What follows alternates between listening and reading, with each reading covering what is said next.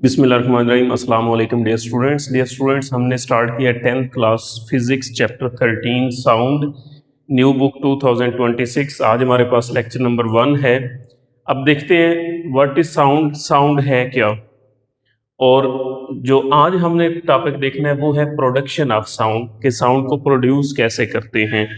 अब देखें dear students, sound को उर्दू में हम देखें तो हम इसको आवाज़ कहते हैं। बेसिकली साउंड जो है it is a form of energy, ये एनर्जी की फॉर्म है, फॉर्म ऑफ एनर्जी है, फॉर्म ऑफ एनर्जी। ये ट्रेवल कर सकती है from one place to another place in the presence of medium. वो मीडियम चाहे गैस हो, चाहे लिक्विड हो, चाहे सॉलिड हो। और ये साउंड वो है कि ये हमारे कानों को सुनाई देती है, हम सुन सकते हैं कि ये कौन सी साउंड है। It is the form of energy. अब देखें हमारे पास क्वेश्चन शॉर्ट पहले ये अराइज होता है, how sound is produced, sound को प्रोड्यूस कैसे करते हैं। अब ये देखते हैं production of sound, it is produced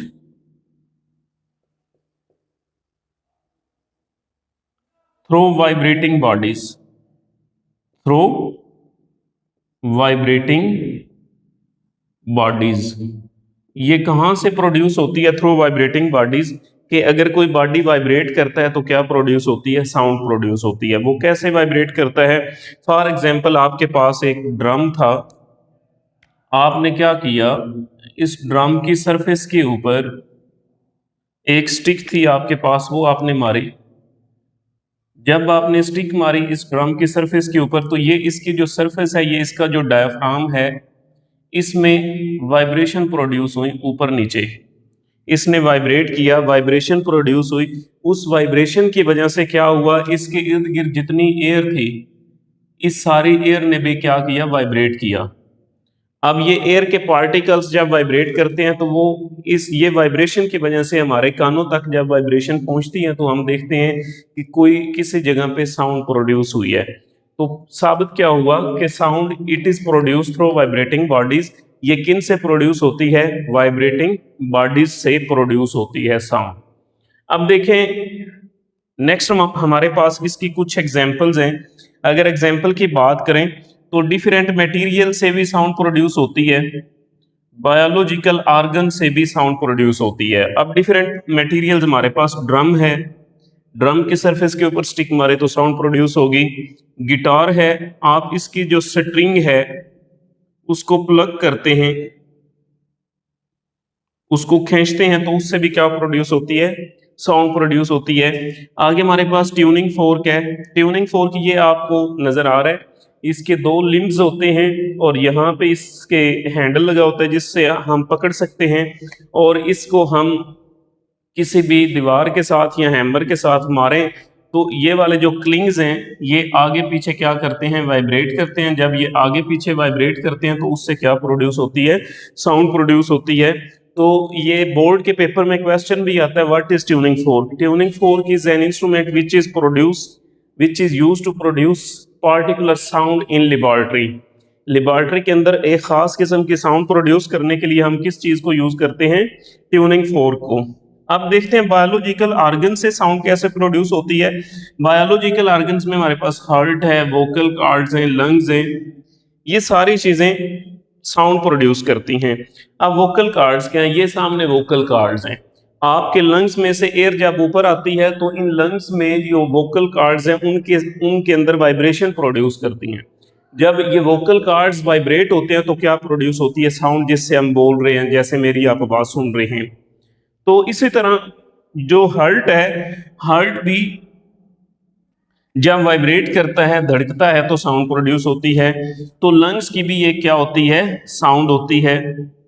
ये लंग्स और हार्ट की जो साउंड है ये क्या करते हैं? डॉक्टर, एक हमारे पास इंस्ट्रूमेंट है स्टेथोस्कोप, डॉक्टर यूज करते हैं किसको जी? स्टेथोस्कोप को, to hear sound of internal organs, sound of internal organs of body.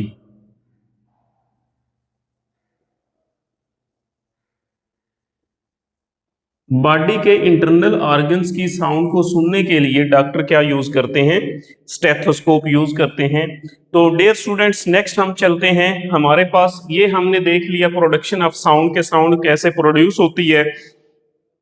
It is produce through vibrating bodies. जब बॉडी वाइब्रेट करता है तो क्या होता है, उसके इर्द गिर्द जो एयर है, एयर पार्टिकल्स भी क्या करते हैं जी, एयर पार्टिकल्स भी वाइब्रेट करते हैं। जब वो वाइब्रेट करते, वाइब्रेशंस हमारे कानों तक पहुंचती है, हमारे ईयर्स तक वो जब वाइब्रेशन पहुंचती है तो हम क्या फील करते हैं, हम सुनते हैं, हम हेयर करते हैं जी साउंड को। तो basically sound is produce through vibrating bodies and when a body vibrate the air around them is also vibrate. जब एयर वाइब्रेट करेगी तो क्या प्रोड्यूस होगी, साउंड प्रोड्यूस होगी। अब हम एक्टिविटी से प्रूफ करने जा रहे हैं कि sound is produce through vibrating bodies. ये लॉन्ग क्वेश्चन में आता है कि आप प्रूव इट थ्रू एक्टिविटी।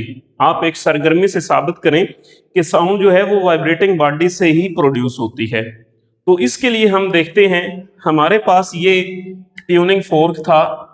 इस ट्यूनिंग फोर्क को हमने हैमर के साथ मारा। यूं समझे कि ये ट्यूनिंग फोर्क है, ये हैमर था।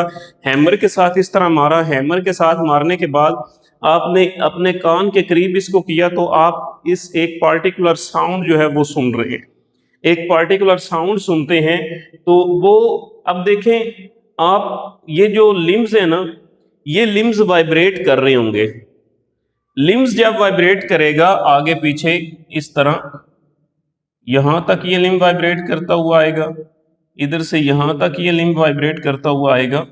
अब लिम्स इन पॉइंट्स पे, ये ए बी सी, ये बी सेंट्रल पॉइंट है, बी पॉइंट से आगे और पीछे ए और सी के दरमियान ये क्या करेगा, वाइब्रेट करेगा।